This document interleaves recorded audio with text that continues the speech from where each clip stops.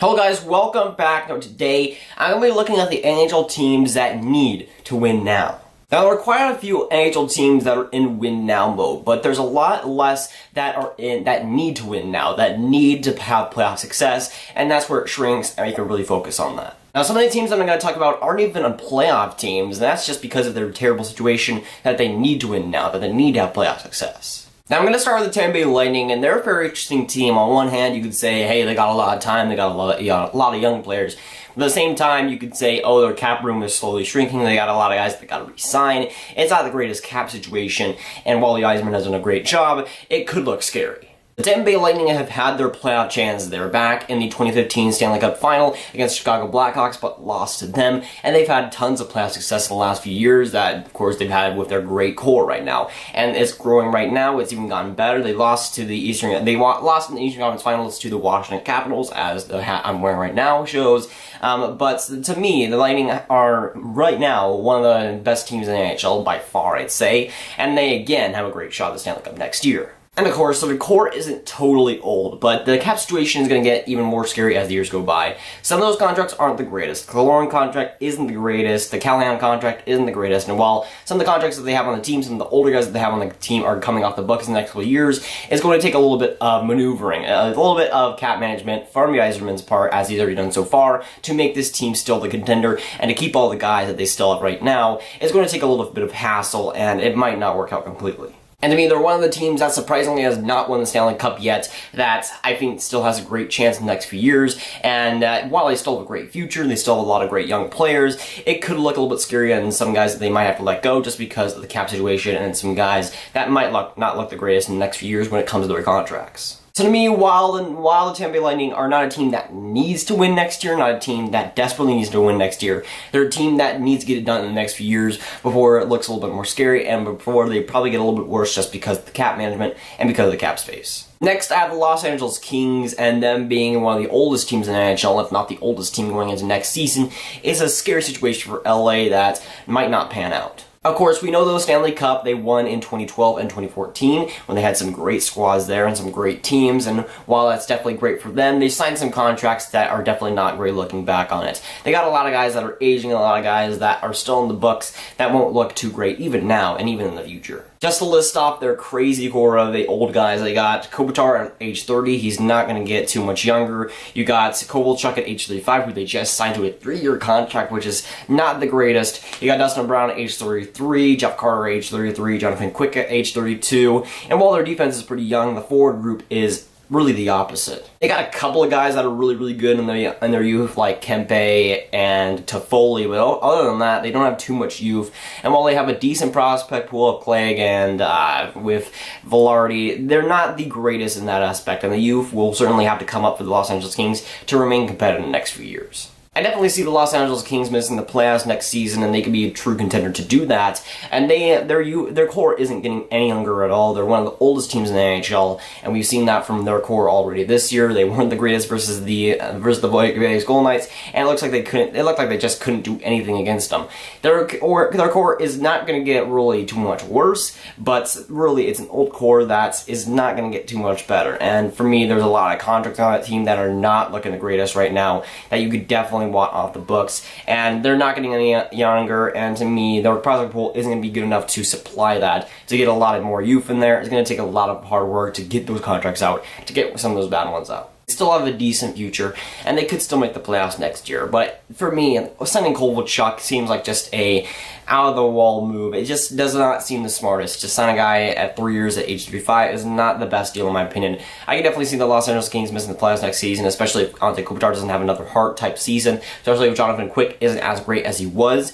The LA Kings are a really, you could go 50-50. You could see them making the playoffs, you could see them not. But right now, I feel like they're winning now team just because of their old age, just because of how many guys they have locked up, and they need to win now because of that. Next, I have the Pittsburgh Penguins, and while I don't think they need to win this next season, their window is slowly closing. And of course, they won the 3 cups with that core, and that's definitely great for them, but that core is going to age slowly here. I mean, Malkin is at age 32. He still had a great season playing with Kessel, but he is going to get older. He's going to start getting that age, and we're going to start seeing that, probably, from Evgeny Malkin. He's at age 32. You got Sidney Crosby at age 30. That's pretty crazy to see now that he's in his 30s. You got Kessel, who's also at age 30. You got Hornquist, who's at age 31. You got Letang, who's at age 31. And yes, while they have some good young guys coming up, like Murray in the goaltending spot, and they got some decent guys coming up, their prospect pool isn't the greatest, and you want to see a little bit more from that. And while I don't think the Pittsburgh Penguins window is closed at all, I still think that they'll be a playoff team in the next few years. Their window is going to start closing, and we're going to start seeing them decline unless some prospects really come up and really start playing well. For me, Crosby is not going to really decline that much. Malkin is not going to decline that much, but the overall age of the team is going to rapidly increase. I feel like the team is not that young anymore, and we'll start to see that affect them maybe in the next few years. But I still will think they're a playoff team. They don't need to win now, but their window is going to start closing. Minnesota Wild, and they're a confusing team in all honesty here. I mean, they have a pretty good prospect pool, and they have some guys that can come up from the youth, but that Parise contract, that Koivu contract, and that Suter contract absolutely anchors them into a team that needs to win now. And they didn't show that against the Winnipeg Jets this past season in the playoffs, but they need to win now, and with that core, it's just a confusing bunch. You got Parise at age 34, you got Suter at age 33, you got Koivu at age 35, you got Stahl at age 33, you got Dubnyk at age 32, and those are most of Minnesota's great players that are in their early 30s that are going to start declining. And we've already seen this past season when they declined going back into the playoffs, and of course in the playoffs they didn't look that great against a lethal against lethal Winnipeg squad. For them, I still see them possibly being a contender for the playoffs next season, but I wouldn't be surprised if they miss it. For me, their old age is going to start to catch up with them, and it already has caught up with Parise in the last few years just because of his injuries and just because of all that. Well, I think he may have a decent season next season. The team overall is getting a lot older, and while their prospect pool may be good enough to supplement that, the core right there is just not the greatest, especially when you factor in the age, and the old age is going to start to come in the next few years. And while I could still see them having a bit of success in the next couple of years, making the playoffs a couple of times, I feel like the old age will start to come up with them, and once Parise and Suter are really declining in their mid-30s and late 30s, that contract will start to come up with them, with both of them and the Minnesota Wild. Those two contracts are absolutely terrible, and they're both anchors against the team, and they're both serious problems for the team as well that will really catch up to them in the long run. Next, we're going to talk about the Washington Capitals, and while I feel like they have one of the bigger windows of all the teams here. They have a aging core, but they still have a lot of decent prospects that are coming up, even this past season when they won the Stanley Cup and had big contributors to that. Of course, Ovechkin is at age 32. I don't think he's going to decline that much, at least in his goal scoring. I think he's going to keep producing as well, but we'll still see Ovechkin as a great player. Backstrom is at age 30, so he's not going to really be rapidly declining, but he's going to start seeing a little bit of decline. You got TJ Oshie at age 31, which is pretty concerning there. You got Niskanen at age 31, but overall, their core is still in that middle area. Holtby is at age 28. So they still got some good guys like Carlson at age 28 that are still in that mid area that you're going to see a little bit of decline, but not that much. The old age, I don't think is going to catch up to them as much as we thought like a couple of years ago, but they got some guys in free agency that will definitely, that would really affect the teams that they went to. And for Washington, while I don't think that they're going to have the biggest window in the world, their window is going to start closing a little bit, but I don't think it's really time to worry right now. Really, they just won the Stanley Cup, so I don't think their window is closed at all. They're still a fantastic team, and I feel like they will still be that for the next few years, and we could see that for like next 4 or 5 still at this point. But for me, it's going to catch up to them a little bit. I don't think that they'll win the division next year. That's just a little bit of a hot take, but for me, I feel like they still have a great team. They still have a fantastic team that will still put up playoff points in the next few years. But for me, it's going to start coming up to them. It's going to start catching up to them. Similar to the Pittsburgh Penguins, while their window isn't closed yet, we're going to start seeing the effects in the next few years. Now, the next team is one of the funniest ones on this list, of course. I'm wearing them, the Montreal Canadiens, and they're one of the funniest teams that need to win now. Their core is not the oldest in the world, but it's going to get up there. Pacioretty at age 29 if they don't trade him. Weber, age 32. Petrie at age 30. Carey Price at age 30, and the reason we need to win now is because Weber has that ridiculous contract until he's like 41, and Carey Price has that ridiculous contract until he's like 40, and this team already has shown that it's terrible, and that they can't perform in the playoffs, and the ownership wants them to win now. The GM and Mark Bergevin want them to win now. The team seems to want to win the playoffs. They seem to want to make the playoffs, but it's just not going to happen. The team overall is not going to make the playoffs. It's just not going to happen. They might be competitive, but it's just not going to happen. And the team somehow still is in a win now mode because of the terrible contracts that they have and the serious contracts that they have leading up to that with Weber and Price. You kind of have to want to be in that mode right now because Carey Price is not going to get any younger.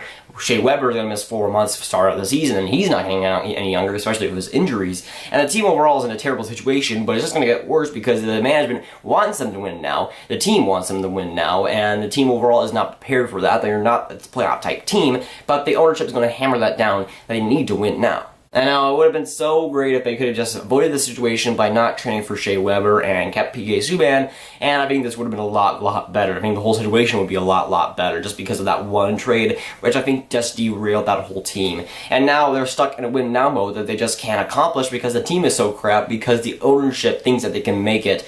It's just a terrible situation that I think is going to get worse in the next few years when Carey Price starts really declining, as we already saw this past season, and Shea Weber doesn't get any younger, as he's already shown with his injuries. He's already shown with his play. The Montreal Canadiens are just such a mess right now that even if the prospects get better and even if the prospect pool comes up and plays well, they'll still have those giant anchors, kind of like Parise and Suter in Minnesota. They have the giant anchors in Weber, in Price, and some of those other bad contracts that they have on the team that are just going to derail them in the next few years as well. Next, I have the Anaheim Ducks, and they're also a pretty interesting team that are kind of similar to Minnesota in a couple of ways.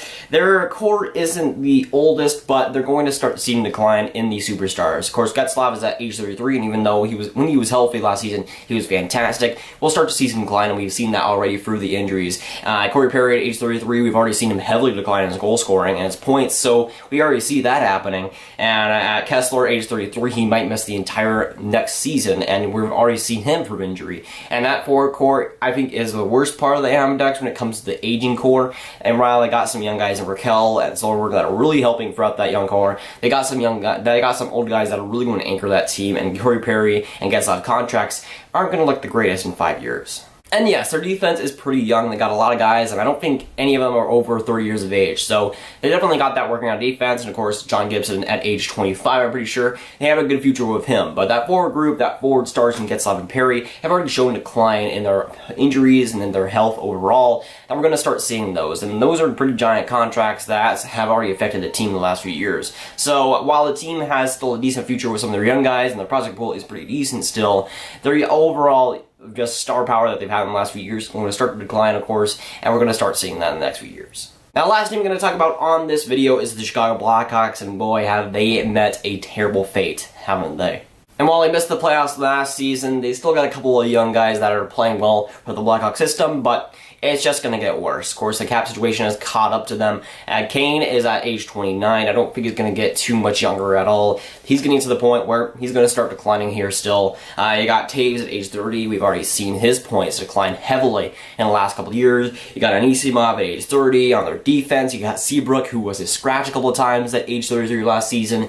You got Duncan Keith, who was at age 35, who scored like 2 goals last season and had like a 0 shooting percentage throughout like most of the year. And then you got Crawford, who's at age 33, who had a vertigo for the last year and might not even be healthy to start on next season. The injury has definitely caught up to them, and the overall age has definitely affected them even this past season, and will continue to do so.